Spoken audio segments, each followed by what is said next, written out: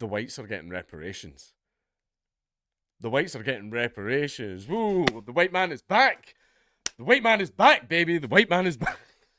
Zimbabwe makes first compensation payments to white farmers over land grabs.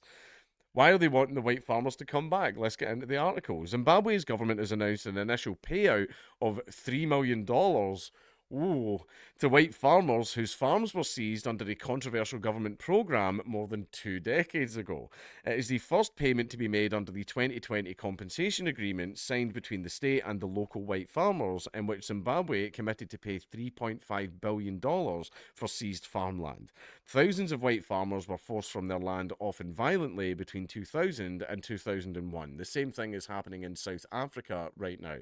The seizures were meant to redress colonial era land grabs, but contributed to the country's economic decline and ruined relations with the West. And let me tell you why. Is because they basically says this is a black country and the farms should be owned by black people, so they kicked the white farmers off, they gave the farms to the blacks, and they had no idea what the fuck they were doing, and it caused a famine.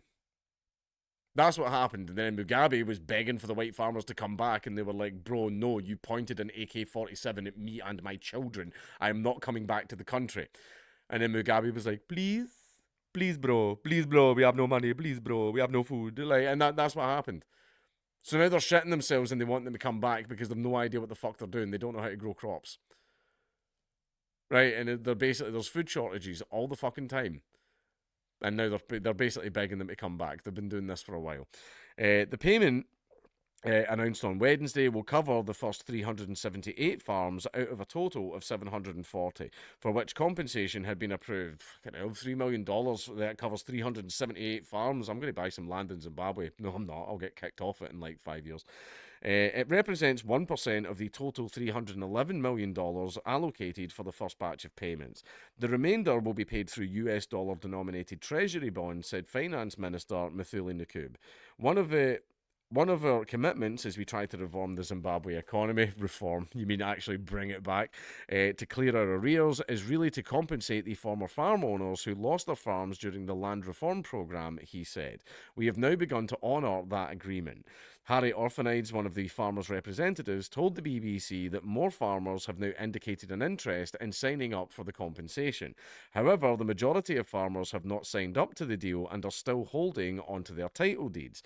The government has only agreed to compensate former farm owners for improvements made on the land and refused to pay for the land itself, arguing it was unfairly seized by colonialists. It wasn't, it was just unclaimed land.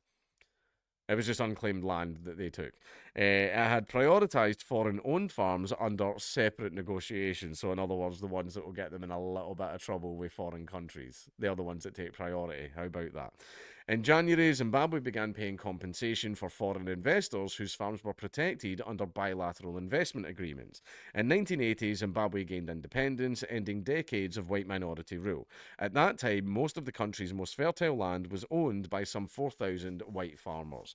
Land reform was focused on redistributing white-owned land to black farmers following colonial-era policies, when thousands of black farmers were forced from their land and the country's most fertile areas were reserved for white people.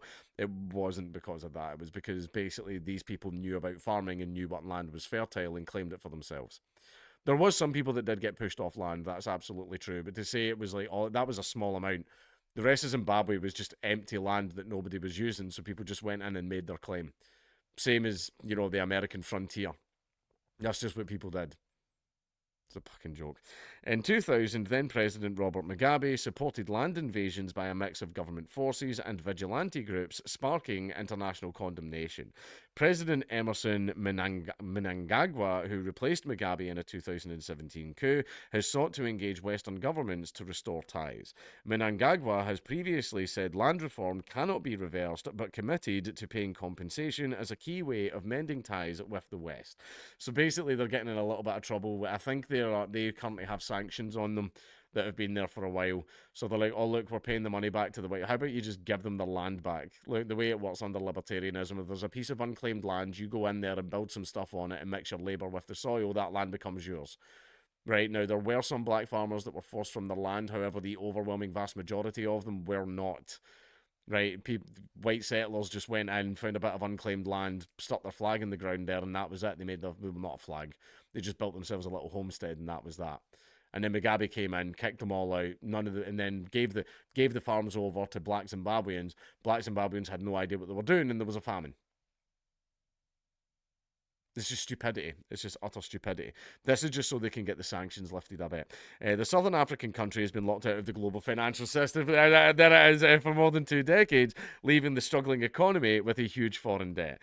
Analysis say the land payments mark an important step in repairing relations with Western nations and avoiding international judgments against Zimbabwe. So basically, this is them fucking shitting the bed and going, oh fuck, maybe we shouldn't have done that. We're totally not going to reverse the land grabs, but will like totally pay compensation. But it's only for improvements to the farms and not for the value of the land itself. Even though the overwhelming majority of the farms were unclaimed land that the white farmers developed themselves.